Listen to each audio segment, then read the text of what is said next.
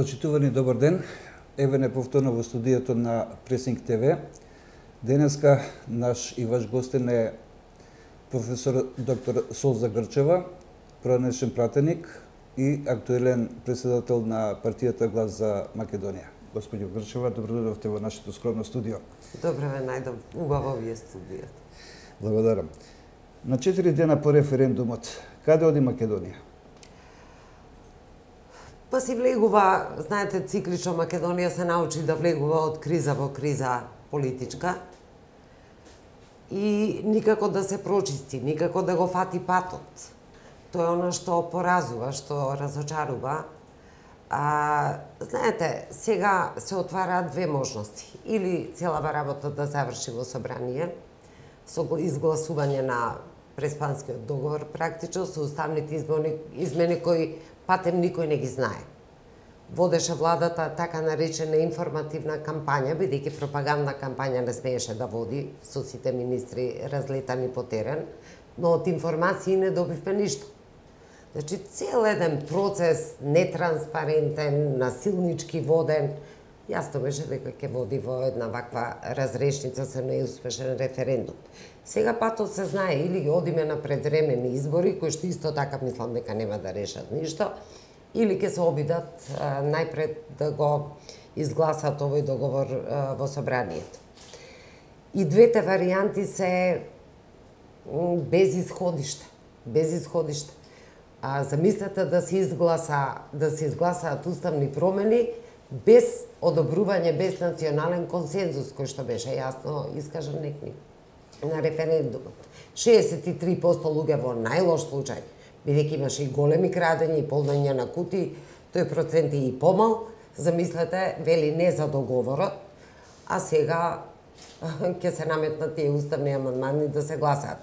Од друга страна пак и предвремените избори не знам што ќе донесат, бидејќи распоредот на сили не е јасен на едната или на другата страна. Ми се чини дека ќе влеземе во некое енто пржино во кое што лидерите сепак ќе седат на маси и ќе се договараат како понатаму. До што сме поблиску реално? До двотретинско мнозинство или до нови избори? Мислам дека сме поблиску до двотретинско мнозинство, бидејќи тоа е ставот на меѓународната заедница, а оваа влада исклучиво работи по тој налог. Како би се стигнало до тоа двотретинско мнозинство ако се знае дека мнозинството од пратениците на ВМРО ДПМН јавно обелоденија дека нема да гласаат за уставните промени? Јас би сакала да верувам во таа приказна, но видовме пратеници од ВМРО ДПМН што се излегуваа на изборите, имавме една силна струја која што поддржуваше излегување на референдумот. Така да не знам, мислам дека ќе се зголеми многу овој притисок и врз партијата и врз пратениците. Ја не би сакала тие да подклекнат, ја би сакала да стојат цврсто на ставот, бидејќи го знаете мојот однос кон договорот. Договорот е најлош може. Добро, има една британска оценка за карактерот на македонците, која вели дека македонците повеќе знаат што презираат, отколку што сакаат, што навистина сакаат. Се согласувате ли со оваа оценка и ја одразува ли суштината на македонскиот карактер и што покаже референдумот фактички? Може би има некоја историска подлога во ова што во оваа диагноза која што ни ја дале. Бидејќи сме биле секогаш во некакви воредно лоши историски услови каде што луѓето пред се гледале да ги одбранат некои своји права, интереси и така натаму и скромно гледале кон тие елементи, тие во тој референтен систем се движеле. Но сега ќе знаеме многу добро ако се раздвојат трите прашања на референдумот. Перфектна слика ќе добиевме, да не беа закамуфлирани во едно тотално конфузно прашање, каде што вие автоматски, бидејќи сте против договорот, станувате и против Европа и против Европска унија, што е нонсенс. Овде поддршката беше секогаш голема, би сакала и сега да знам поддршката колкава е за овие две асоциации на Македонија. Знаете, оваа влада успеа со своето вакво едно незграпно однесување, едно силеџиско би рекла, каде што цело време се ослонуваше на некои странци, на некоја странска поддршка, успеа тие фантастични 80% кои што екзистира во минатото како поддршка и на НАТО и на ЕУ да ги сведе на 36%, а не се ни 36%. Ете тоа успеа да го направи. Значи, произведе еден куп на евроскептици, што е по мене една трагична ситуација. Добро, така се гледа пред референдумскиот период и кампањата, се доби впечаток како власта да игра цел еден фудбалски надпревар на еден гол и тоа без голман, и на крај излезе дека сепак постигна голема од нерегуларна ситуација. А при тоа, да не кажам, и го доведе во прашање кредибилитетот на една цела плејада државници кои што дојдоа во Македонија пред одржувањето на референдумот. Па прво не постигна гол. Се знае точно според законот наш дека цензусот е 50% плюс 1 и нема крај на приказката. Мислам, веќе и светските гласила кои од почеток дава ветер уште малку по инерција на Заев, веќе утринта излегоа со изјави дека и со наслови познати списанија светски дека референдумот е технички неуспешен. Ова е се веќе политика, меѓутоа референдумот е факт дека е неуспешен. И не знам за каков гол станува збор. Знаете, многу поевтино ќе беше ова анкета преплатена да се сведеше на едно семејство на Заев пошироко 20 луѓе да гласаа, 18 да беа за и во тој случај да го прогласевме референдумот за успешен. Ме молам, во Каталонија со 43% испадна неуспешен референдум. Тоа се веќе двојните аршини. Уште повеќе се произведува евроскептицизам со ваквото однесување на сите оние кои што и сега буткаат некаква заштита на референдумот и на тоа дека сушност повеќето од граѓаните се изјасниле за. Не е точно. Повеќето од граѓаните, 2/3 од граѓаните јасно рекоа не со неизлегување на референдумот. И ми се чини дека меѓународната заедница препозна во Заев еден несигурен играч овде, кој што ветуваше брда и долини, кој што не испорача ни цензус на референдумот. Иако тие се вложија себе, своите авторитети, ако сакате и целиот проект на пропаганда, беше од некаде испорачан, меѓутоа он не знаеше да го имплементира. Ги запостави по малите градови и села, имаше некакви дебати се тркала по разни телевизии во кои што опонентите на за беа навредувани, наместо со аргументи да им се одговара, наместо да водат информативна кампања, тие воде една дрска пропагандна кампања со многу пари. И еве го резултатот. Сакате да кажете дека премиерот Зоран Заев се покажа како погрешна инвестиција? Апсолутно, кому тоа не му е јасно. Кому не му е јасно? Па видете, знаете, вие можете тие луѓе да им кажете да, очекуваме 50.000 плюс или минус да излезат, меѓутоа да излезат помалку од 36% фактички, да дозволи и полнење на кутии, евидентно полнење на кутии, тоа значи дека на тие луѓе им била фрлана прашина во очи во целиот овој процес. Верувам дека тие се први кои што ќе ја казнат ваквата политика на Заев. Има одредени експерти кои велат дека со референдумот фактички се влегло во стапицата на Груевски, со тоа што за вакви круцијални работи не требало да се одржува референдум, туку да биде одлука на надлежните институции. На крајот на криштото, ако и ова е точно, зошто власта воопшто се нафати да спроведува ваков консултативен референдум? Затоа што мораше. Ако се сеќавате, тие многу убаво ќе си го одбегнаа референдумот, да не беа принудени. Иако во договорот тоа е една од опциите, значи не е напишано дека мора да има задолжително референдум, ако се сеќавате на изјавите уште во раниот процес на договарање, кога излезе оној нацрт договор, на Столтерберг изјавата, подсетите се, беше само референдумот може да легитимира ваков еден процес. Значи, тоа беа нивните барања, да не забораваме, и Козијас зборуваше за референдум. Заев би го одбегнал референдумот. Отприлike јасно му беа контурите на поддршката што има овде. Меѓутоа, тоа е наметнато од меѓународната заедница, да не се лаже. Поради тоа што тоа е точката од која што не би имало враќање кога народот навистина би испорачал еден цврст национален консензус за ваков договор. Ако се сеќавате и на изјава на Козијас, утре вели, ако нема референдум и уставни измени, некој ќе го прогласи Заев за предавник, ќе го затвори и ќе си го врати уставот назад. Па точно тоа и ќе се случи ако немаме референдумскиот позитивно изјаснување.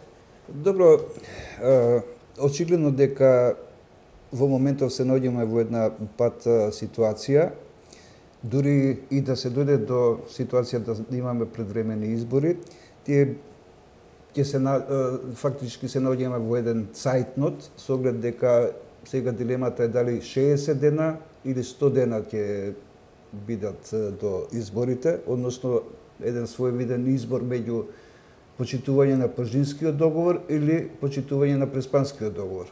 Кои се вашите мислења околу тоа? Јас сум легалист и нема што да мислам, си има закон. Изборниот законник е јасен дека 100 дена пред избори треба да имаме техничка влада.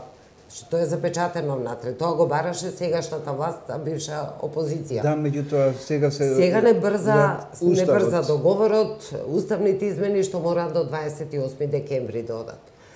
Знаете, не сте способен политичар ако имате само една опција, како што рече Заев, јас сум коцкар и играв на све или ништо. Сега испадна ништо. Во моментот оне во рацете има ништо. Па дајте да видиме ако е добар политичар и ако има амбиент, дајте да ја видиме опцијата Б, С и така натаму.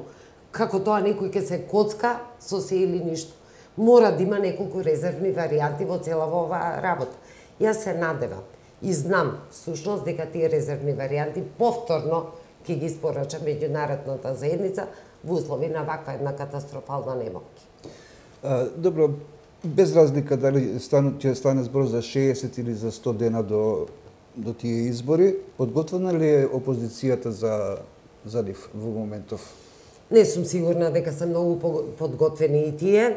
Знаете, целиот овој процес, ја малку се враќам назад, ќе изгледаше поинаку, може би резултатот ќе беше далеку поинаков, може би и друг договор ќе имавме, ако опозицијата беше активно вклучена во целиот процес.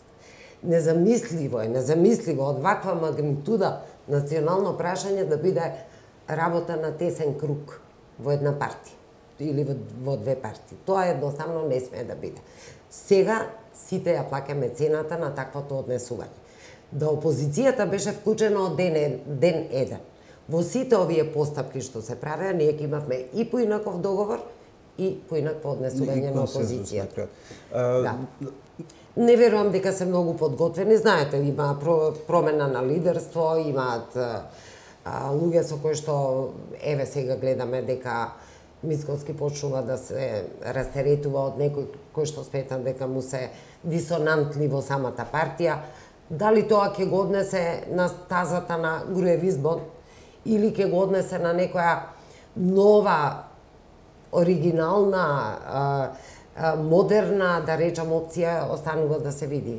Се уште имаме малку сигнали за тоа што се случува таму. Како вие како партија подготвени сте за изборите или можно ли е окрупнување на опозицијата без оглед на таа идеолошка разлика, да кажам? Бидете, ќе мора да дојде до окрупнување на опозицијата, во тоа сум сигурна, ако не предизборно, тогаш постизборно. Што ќе биде врзивното ткиво? Па врзивното ткиво е по нас голема работа е да се спречи овој национален срам со преименување на државата, со промена на идентитетот. Уште повеќе сум уплашена и од тиранската платформа која што мора да се имплементира, ќе биде услов да се имплементира со ова бугарски договор кој што се потпиша. Значи цел еден пакет кој што не разголува како нација. Не можам да се начудам. Тоа го зборувавме, како да цел живот ние крадевме од сите комши и се. И територија, и јазик, и идентитет, и црква, и се. И како да сега дојдоа сите по своето. Верувајте, овој договор ќе биде, и веќе има такви назнаки, еден почеток на тотална распродажба на оваа држава. Тоа не смееме да си го дозволиме. Значи, нашата позиција е тука јасна, но од тука натаму, нашата позиција е исклучиво борба против корупцијата која што изеда оваа земја. Конечно да не заборавиме дека од уценети политичари стигнавме до овде. Значи, тоа ни е нешто со што нема да се прави компромис. Против партиски вработување и борба со корупција. Ако се најдеме во овие моменти клучни, 3 столба со опозицијата, тогаш нема зошто да не се окрупниме, барем после избори. Ако власта на мнозинството во парламентот за референдумот настапуваше со паролата за Европска Македонија. Да. Предпоставувам дека тоа ќе биде парола и за следните парламентарни избори. Можна ли е предизборна македонско-албанска коалиција и ако евентуално дојде до окрупнување на опозицијата, кое би било мотото на тоа за европска, ако е веќе узурпирано тоа за Европска Македонија?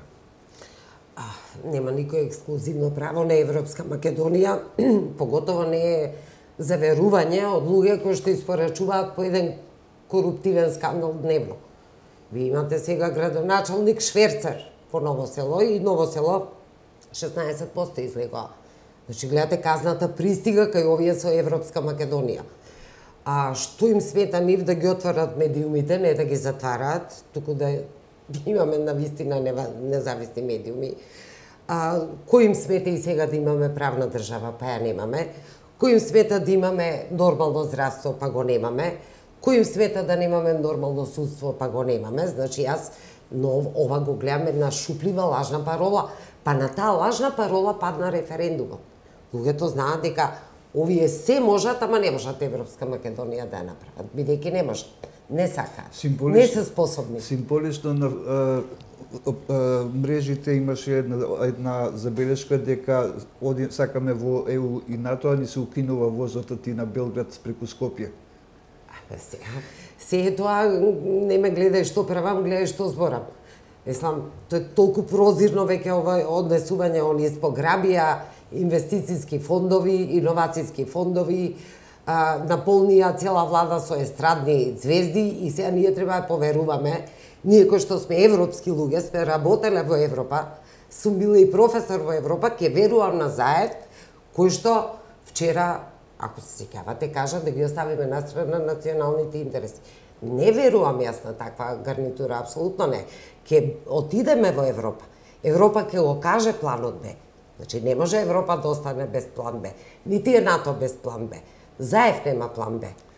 Добро, за крај, реално ли е НАТО и ЕУ да кренат раце од Македонија како што? Не е реално, апсолутно, тоа е нивен стратешки интерес. Дека планот Б од нив ќе дојде? Не бутка нас НАТО заради тоа што смета дека ние треба да му обезбедиме некаков мир и на целиот регион. Ние никош и не сме произведувале некој немири во овој регион, апсолутно. Може би единствените што не сме произведувале како народ овде немири. Тие си имаат своји геостратешки интереси и нема да се откажат. Никогаш Америка, која што е главна членка во НАТО, не се откажала од своите интереси. Тие ќе го кажат планот Б, без да чекаме нашите мудреци овде во Пржино што ќе кажат. Госпожи Крчева, благодарам на гостувањето. Благодарам.